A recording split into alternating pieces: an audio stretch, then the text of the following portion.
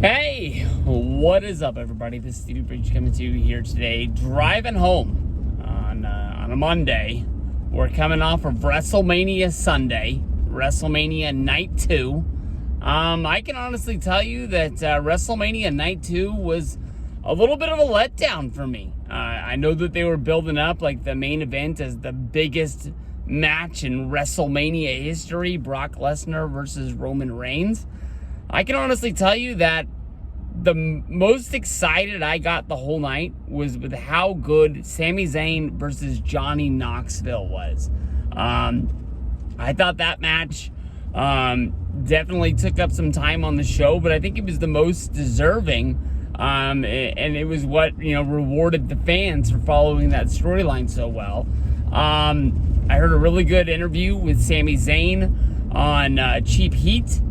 Where basically, they asked him about celebrities in WrestleMania, and he said that WrestleMania's celebrities don't really normally have a big, reception with hardcore wrestling fans. They want to see the wrestlers that they see on Raw and SmackDown week after week. But if you really look at what WrestleMania panned out of, WrestleMania was a celebrity fest. That's what it began with. The first one was main evented by Mr. T, a celebrity. And you think about it, you got the names that were billed to be there were all, Muhammad Ali, Liberace. Those are, what put butts in the seats that night at Madison Square Garden to pay off to show what WrestleMania became to what it is today. It was fun waiting up for the Pat McAfee match, and I thought that honestly the match itself was pretty good, but what came out of it with Vince standing up to Pat McAfee and basically having their own little bit of a match, that match basically almost threw out everything that McAfee and Theory laid down in their match. And Stone Cold Steve Austin coming down should have been the easiest payoff of the night, of like a huge exclamation point on his career.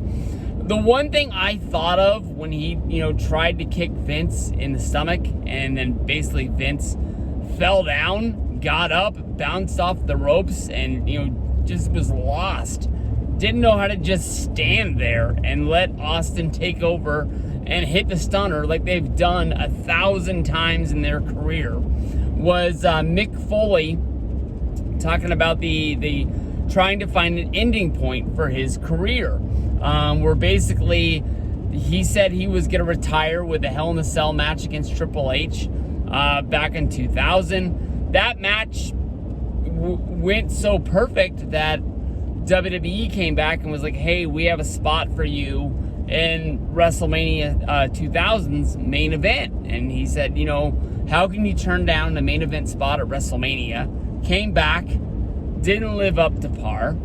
And, was sort of thinking about, man, I didn't really go out the way that I wanted to. Came back, had a good match, then tried to follow it up. And it just was a consistent, up and down, up and down, up and down. Never really being able to find that spot to be able to, be it. I mean, Stone Cold Steve Austin at WrestleMania 19, if that would have been his last match, I think that would have been a great way to go out. Obviously, it's not with the win, and a lot of guys do, but not all heroes get to win at the end of the day. And he was a big part of, what made wrestling what it is today. And I don't think anybody's going to look bad at him for losing this one match at WrestleMania 19. Wasn't even a championship match. They gave Rock a notch in their rivalry. Stone Cold Steve Austin had already beat Rock twice in his career, WrestleMania 15, WrestleMania 17. 17 looked at as one of the greatest WrestleManias of all time. Although, WrestleMania 19 was supported by Rock versus Austin, but it definitely wasn't the main event of the night. That would be Brock Lesnar versus Kurt Angle. And then, of course, you got Triple H versus Triple H versus Booker T. Man, that it didn't live up to what it was supposed to be. But that was supposed to be the championship match for the Monday Night Raw side. And if you were watching Raw leading to WrestleMania, they treated that like it was going to be a big match in the history of WWE. But I thought that, honestly, that stunner was bad, and it was like bad. It was almost to the point of like Linda McMahon at that one like Raw reunion show, or maybe it was Raw homecoming show. I'm sure it's not the last stunner that Stone Cold Steve Austin's going to give Vince McMahon. They'll probably find a way for Austin to stun McMahon at his funeral. But I don't know. It just bad. The night opened with the Monday Night Raw titles on the line. It was a pretty fun match, but I just miss those days of tag team matches. There's two styles of tag team matches that honestly deliver. The ones that come out of the gate with a hot, smaller size tag team with just lots of fast, upbeat action, really good to kick off a show, and those like really big, grueling, like a Demolition, Powers of Pain, where they use that style of match where it is long, it does have a place, because that it's a good match that you're able to take a bathroom break or go get something to eat out of the kitchen. You're not going to get it, where basically the heels cut the ring in half and just take it to task, just getting heat on your baby face, and all of a sudden you just don't want to miss that hot tag where the fresh baby face comes in, cleans house. Those are the matches that I just loved in the 80s and early 90s. They killed tag team wrestling, and then all of a sudden they just don't do it like they used to. It's cool to see Orton and what's his name? Hype Bro, whatever his name is, get the win in that opening match.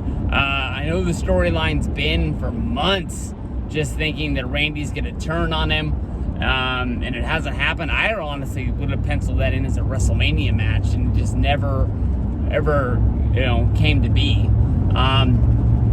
The rest of the show, they had the tag match with the women. I'm not really gonna knock it for what it was, but I honestly just, if night one of WrestleMania was WrestleMania, this could have been like the Monday Night Raw after, and I would have been just fine with it. It just didn't really deliver like a WrestleMania did. When it comes down to the main event of the show, Brock Lesnar versus Roman Reigns, I don't know, there's talk today that people think Roman Reigns is hurt. He did do interviews and for .com and for Twitter and stuff like that after his match. Some people are saying that on the Kimura, his arm got separated. Definitely, you can hear him say it's out. He was yelling at Paul Heyman. They definitely went to the finish right after getting out of the Kimura. They jump up. Roman Reigns hits the spear, so there must have been a fear of him being injured, because I don't really see just that match just ending just like that. But Roman Reigns, easily as a heel, one of the biggest names there is in wrestling right now. And he is a force. I mean, if he's able to beat Brock at WrestleMania, I don't know who on Raw or SmackDown, even like somebody like Braun Breaker. Some people say that coming up out of NXT is like the next big talent that they have. I don't see anybody on that roster being the guy who's going to beat Roman Reigns. I thought The Rock was going to be there. Definitely, I was thinking that Rock is going to be there after this tonight, I would guess. But then you got to think, like, is Rock really going to be the guy to beat Roman and take... as of right now, we don't know what's going on with those titles. He's got two. I don't see Roman being the guy to defend on Raw and SmackDown. But then again, it is his storyline that, he is the head of the table. Maybe they do have him just go back and forth between those two shows, and finding a way to defend those belts. and show that he really is the man, until maybe just one day it catches up with him that he's just defended it too much and he's over, he's overcashed a check or something like that. But it's gotta be, Rock or somebody like that comes back that humbles this guy. But then you gotta wonder, like, is Rock gonna go on a championship run? Is he just gonna win a belt and then honestly, like, just drop it after a month? And then maybe that restarts Roman Days' streak, and maybe they can do some faster, title changes or something like that. But 500 plus days as champion. This definitely, in today's age, is one of the best reigns that I can remember. Because Roman, although he's the heel, he's beat everybody there is to beat. He's faced every challenge. He's got the Usos, he's got Paul Heyman in his corner, but when it comes to big matches, they don't end in DQs, they end in finishes. So the guy's got it. I think he's at the top of his game right now. All those people that wanted him to turn heel, here we are 2 years into a run of finally getting what we wanted, and it's almost like not as many people are watching as used to. So I don't know what that leads to, but we'll see. Hopefully WrestleMania Raw. Raw after WrestleMania? I don't know. That's they called WrestleMania Raw last Monday, so I don't know. Hopefully it's a big one tonight. We get put in the definite direction we're going towards summer, because everybody knows summer's when they crank it up. Peace up, guys.